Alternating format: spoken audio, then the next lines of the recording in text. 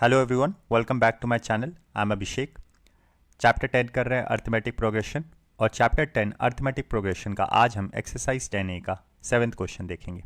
तो स्टार्ट करते हैं 7th क्वेश्चन से। आपसे पूछ रहा है इस 402 a term of the sequence. देखो, आपसे 402 पूछ रहा है जो कि एक टर्म है इस सीक्वेंस का कि नहीं। तो ऑब्वियस ही बात है, मेरे को अगर ये क्वेश्चन सॉल्व करना है तो मुझे 402 को nth टर्म मानना पड़ेगा, है ना। अगर अगर तो 402 कोई टर्म है, जैसे कि मैंने लिखा 8, 13, 18, 23, ये सीरीज लिखी, तो अगर कहीं ना कहीं जाके आया होगा 402, अगर तो वो इसका टर्म है तो मैंने बोला ये होगा nth टर्म। लेट सपोज ये कोई nth टर्म है, तो मैंने कहा ठीक है, T N is equal to, मैंने बोला a plus N minus one into D. अब nth टर्म की वैल्यू मैंने कितनी मानी, 402, तो मैंने 402 मान ली। ठीक है, अभी मैं मान के चल रहा हूँ। अब अगर तो n फ्रैक्शन में आ गया तो ये nth टर्म जो ये 402 है ये इस सीक्वेंस का टर्म नहीं है, लेकिन अगर एक होल नंबर आ गया तो बिल्कुल ये इसका एक टर्म है। यहाँ से मेरे को a की वैल्यू बताओ, तो आप बोलोगे सर इस सीक्वेंस में a की वैल्यू है 8। अगर मैं d की वैल्यू पूछूं तो d की वैल्यू हो गई 5, क्योंकि 13 माइनस 8 5 हो गया। तो मैंने यहाँ पे पुट कर दिया 8 प्लस यहाँ पे n माइनस वन, मुझे n नहीं पता कौन सा ये टर्म है, कौन से नंबर पे ये टर्म जा रहा है, और 5 ये।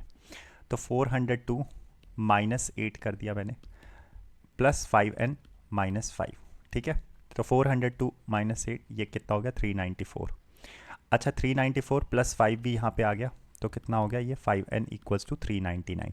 तो अगर 5n इक्वल्स टू 399 आ गया, तो यहाँ से तो n इक्वल्स टू आ गया 399/5। और ये तो कभी डिवाइड हो नहीं सकता, ये मतलब डिवाइड तो हो सकता है लेकिन डेसिमल में वैल्यू चली जाएगी। और मेरी पोजीशन कभी ऐसे नहीं हो सकती, first term, second term, third term, fourth term, 399 decimal में तो वैल्यू जाएगी नहीं, है ना। कोई पोजीशन इतना डेसिमल में तो जाएगी नहीं। तो ये वैल्यू आ गई मेरी फ्रैक्शन में, और अगर ये वैल्यू फ्रैक्शन में आ गई तो ऑब्वियस सी बात है क्या हो जाएगा, ये मेरा क्या होगा, 402 is not not a term of this sequence, इस सीक्वेंस का 402 टर्म नहीं होगा। तो ये आंसर हो जाएगा, क्योंकि फ्रैक्शन में वैल्यू चली गई 399/5। होल नंबर आ जाता तो मैं बता देता कि हाँ ये थर्ड टर्म है, ये फोर्थ टर्म है, ये 5 टर्म है, या ये nth टर्म है, इस नंबर पे टर्म है। ठीक है, आई होप ये समझ में आया होगा आपको।